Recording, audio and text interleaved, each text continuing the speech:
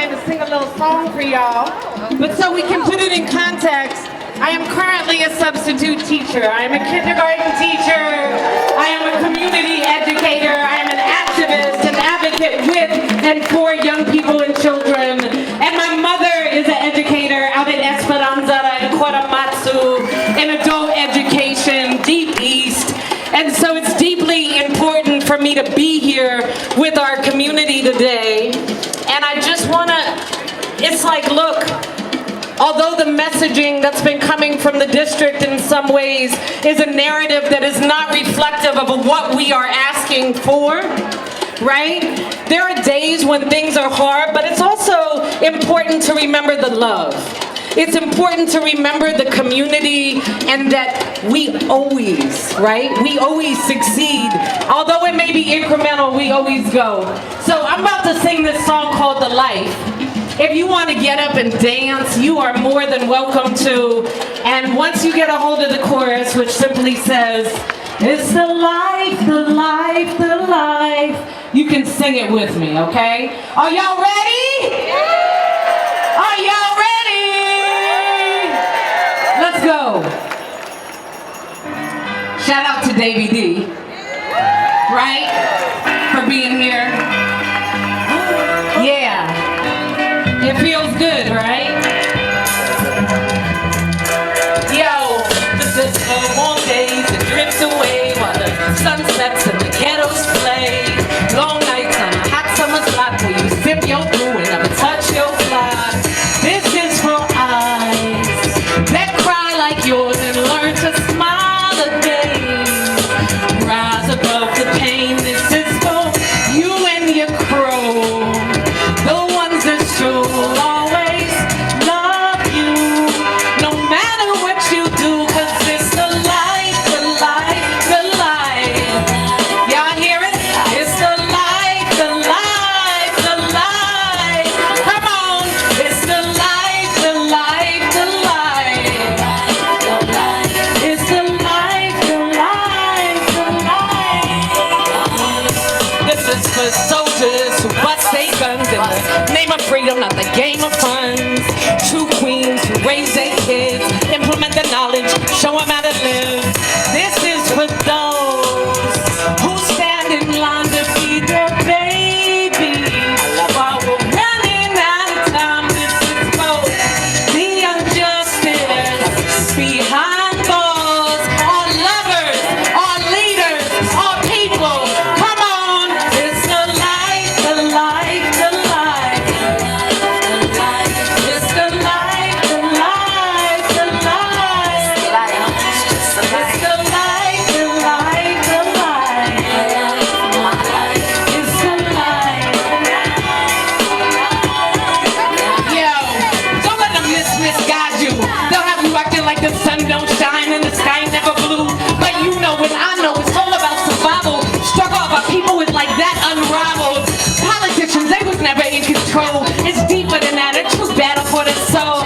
What they want is to bring us to our knees so our people love your life.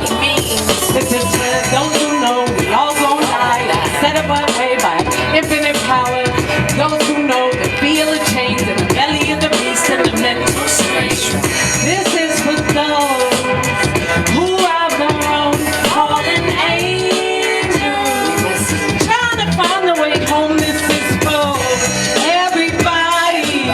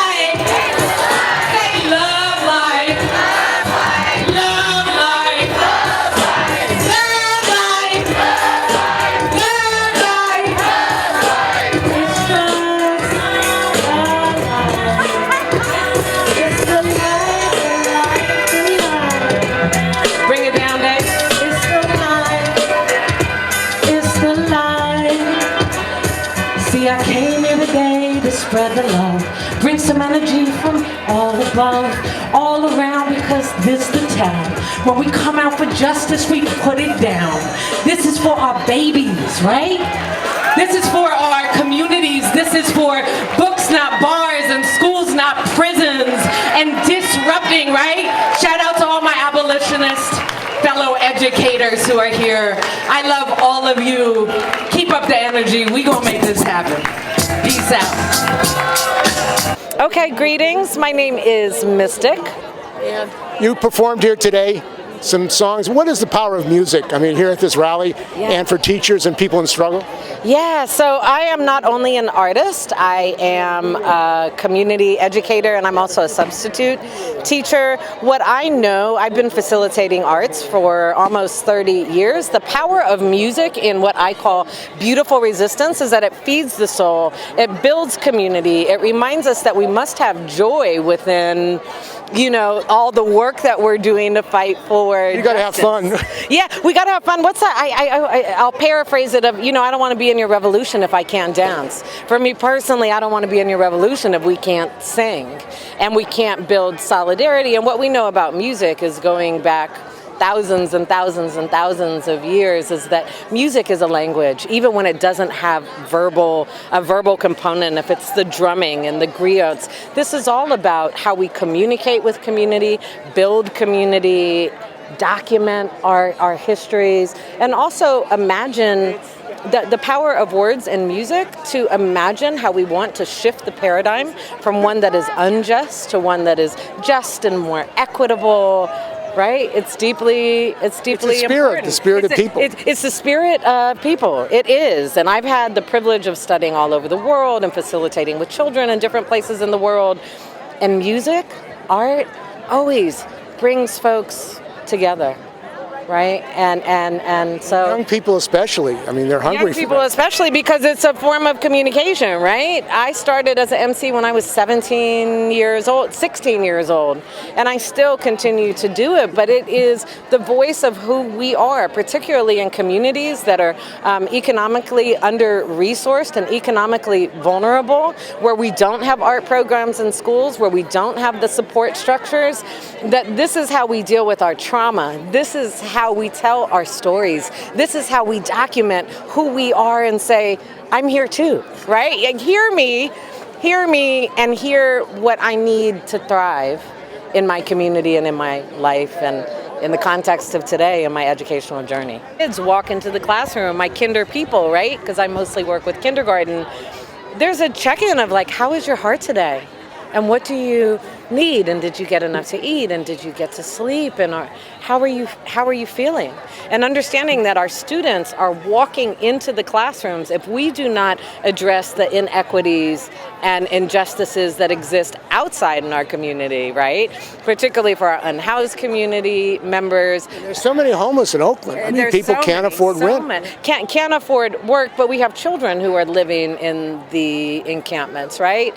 And we have children who are living in really deep poverty. And this idea that in America, that everybody is able to access education, well, even if they can access it, they cannot access equitable educational opportunities. And part of what needs to exist there is mental health support. It is having wraparound support. Kids come to school and they get their food there. They get their love there, right? One of the things we know is you come in on a Monday, and the weekend is the longest time period that your students are away from you. And when you come back on Mondays, you have to do like a entire reset to, again, how is your heart? What do you need? And there's some things that we cannot provide in the classroom. It's not as if as educators we are paid a bunch of money. We can't buy all of the materials that the children need. We don't have the emotional nor temporal capacity to be able to support every single student that exists if we don't have counselors in place, if we don't have special ed in place, if we don't have, you know, an entire school community that exists to serve children and youth and help them thrive. Yet there's so much money spent on wars. There's trillion dollar so much money spent on wars, and it's like we could talk about education in the context of a capitalist framework, that if it's supposed to be about reproducing the inequalities that exist, right?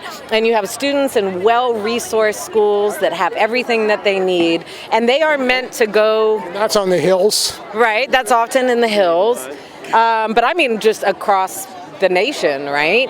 And then you have children in the economically vulnerable communities, under-resourced communities. They are meant to be the workers. They are meant to be the laborers. They are meant to continue to uphold a capitalist system that doesn't work, right? It's a failure as an economic system. It has been upheld for long enough that we should be able to recognize it is a failure. And all the economic theory that exists and all the externalities that exist within those frameworks, they don't work, right? Like we can say, well, there's this, and they're climbing a wall. I didn't see that until now. But that there is, we can say, well, there's Pareto. If people work in the best for themselves, these things will all work out. And obviously, it doesn't all work out, and that means that many of our students, many of our communities, and many of our educators are not served, not supported. And education should be transformational, and it should be liberating. And that's not what we currently have in most of our schools. Peace out.